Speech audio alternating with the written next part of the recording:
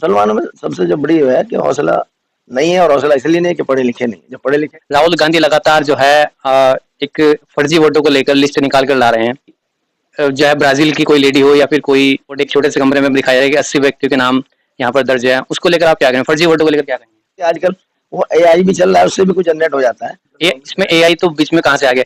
मैं एआई बना मैं बना एआई तो नहीं आ सकता ना। मैं बना जो लिस्ट चुनाव आयोग ने राहुल गांधी को दी है, राहुल गांधी उसी के ऊपर बात कर रहे हैं, आरोप लगा रहे हैं, लगता है हरियाणा चुनाव पे आरोप लगा रहे हैं यहाँ पर। उसकी सोशल मीडिया पे एक जो है एक बात वायरल हो रही है कि एक देश दो कानून। तो ये एक देश दो कानून वाली बात, इसको आप किस तरह देखते हैं? कानूनी लड़ाई हम लड़ना नहीं चाहते, सिर्फ बात करना चाहते हैं। कानून तो एक ही है, अधिकारियों की मानसिकता के ऊपर है। जिसकी सरकार होती है, अधिकारी उसकी मंशा भांप लेते हैं और उस तरीके से ट्रीट करना शुरू कर देते हैं। अब आप मानते हैं कि जो आपकी सरकार है वो इस कानून को जो है दो तरीके से देखती है? खासतौर से हमारी कौम को ऐसा लगता है, क्योंकि हम लोग कागज वागज रखने के आदि नहीं है, ना हमारे यहाँ एजुकेशन है, कम तालीम कम है। या पढ़े लिखा होता है तो आदमी को कागज रखने की सलाहियत भी होती है। यूपी 24 में आपका स्वागत है। मैं हूं शादाब मलिक। उत्तर प्रदेश की राजनीति में एक बड़ा ही चर्चित चेहरा है ओम प्रकाश राजभर जी।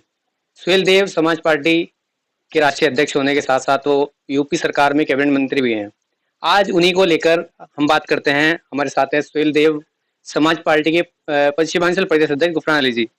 गुफरान जी, सबसे पहले बताइए कि पार्टी में क्या चल रहा है? आज आपने भी प्रोग्राम किया है, किस विषय के ऊपर किया है आज आपने? आज सुहेलदेव भारतीय समाज पार्टी पश्चिम उत्तर प्रदेश अल्पसंख्यक प्रकोष्ठ की प्रदेशीय कमेटी की मीटिंग थी, और वो इसलिए बुलाई गई थी कि आने वाली 16 नवंबर को हमारे राष्ट्रीय अध्यक्ष जी माननीय ओम प्रकाश राजभर जी गरीबों और पिछड़ों के मसीहा, और हर वक्त हर स्टेज पर उनकी आवाज उठाने, वंचित और शोषितों का अधिकार रैलियां कर करके उनको जगाने का और उनको बेदार करने का काम कर रहे हैं, और उनको हक दिलाने के लिए चाह रहे हैं कि किस तरीके से उन गरीबों का हक मिल जाए जो आज तक वंचित रहे हैं।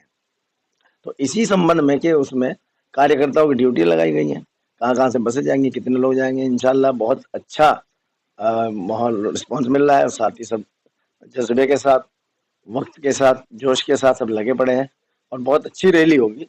सहारनपुर में नकुड़ के पास है मैनपुरा, मोहनपुर के नाम से मशहूर है, लेकिन लोग जानते हैं मैनपुरा के नाम से। वहाँ पे बहुत अच्छी एक रैली होनी है 16 तारीख को। और जिसको भी मैं सबको मैसेज, अपने लोगों को मैसेज देना चाहता हूँ, आम जनता को भी, कि 16 तारीख को आप वहाँ पर माननीय ओम प्रकाश राजभर जी, जो आज की तारीख में एक बहुत बड़ी शख्सियत है, गरीब और मजलूमों की आवाज़ उठाने वाले और उनके हक की बात करने वाले। अध्यक्ष जी, अभी आपने बात की है मजलूमों की। अब मजलूमों की बात हम करते हैं। यूपी में या पूरे देश में देख लीजिए आप, कभी एसआईआर को लेकर लोगों को उलझाया जाता है, कभी केवाईसी के नाम पर उलझाया जाता है। आए दिन सरकार जो है, आप एनडीए का हिस्सा हैं आप भी, सरकार किसी न किसी मसले को लेकर जनता को उलझाए रखती है। ये क्या चल रहा है देश में? नहीं, बात उलझाने की नहीं है, बात तो जिम्मेदारी की है। जब सरकार है तो सरकार की जिम्मेदारी है कि जो काम अधूरे पड़े हैं या कोई ज़रूरी काम है उनको करे।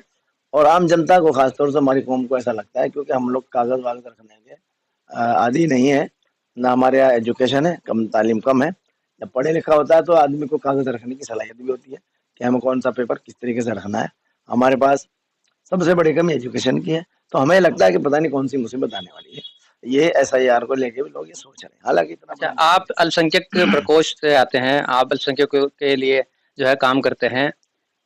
एक सोशल मीडिया पे एक जो है एक बात वायरल हो रही है कि एक देश दो कानून है। तो ये एक देश दो कानून वाली बात, इसको आप किस तरह देखते हैं?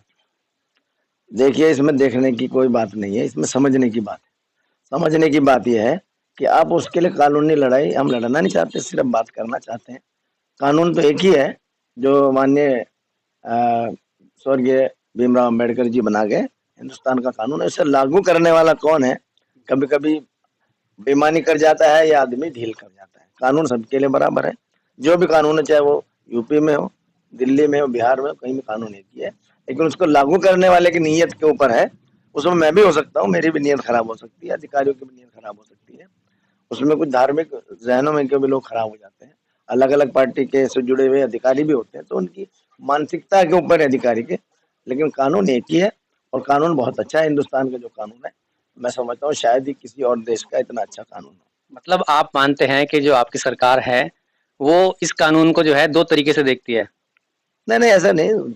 मैंने क्या कहा, अधिकारियों की मानसिकता के ऊपर है। जिसकी सरकार होती है अधिकारी उसकी मंशा भांप लेते हैं और उस तरीके से ट्रीट करना शुरू कर देते हैं। कानून में ऐसा कुछ नहीं है।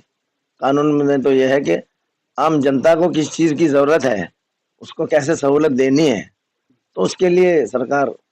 अधिकारियों के खिलाफ जो एक्शन होता है वो कौन लेगा, कौन आवाज उठाएगा? अभी आपने राजभर जी की बात की है कि मजलूमों के लिए आवाज उठाते हैं, वो इस पर क्यों नहीं बोले कुछ? वो इस पर बोलेंगे तो जब हम उन्हें जाके बताएंगे। हमारा प्रतिनिधिमंडल जाए, जिम्मेदार लोग जाए, 10 20 50 100 200 इकट्ठे होकर जाए, कोई गया नहीं उनके पास। और उनके पास जाते तो कुछ ना कुछ बोलते, बताते। और 10 20 50 100 इकट्ठा नहीं हो रहे तो आप कानून लड़े वो भी नहीं जाना चाहता है। मुसलमानों में सबसे जो बड़ी है कि हौसला नहीं है, और हौसला इसलिए नहीं कि पढ़े लिखे नहीं, जब पढ़े लिखे। एक आखिरी सवाल ये है, राहुल गांधी को लेकर करते हैं। राहुल गांधी लगातार जो है एक फर्जी वोटों को लेकर लिस्ट निकाल कर ला रहे हैं। चाहे ब्राजील की कोई लेडी हो या फिर वोट एक छोटे से कमरे में दिखाया जा रहा है कि 80 व्यक्तियों के नाम यहाँ पर दर्ज है, उसको लेकर आप क्या करें? फर्जी वोटों को लेकर क्या करेंगे?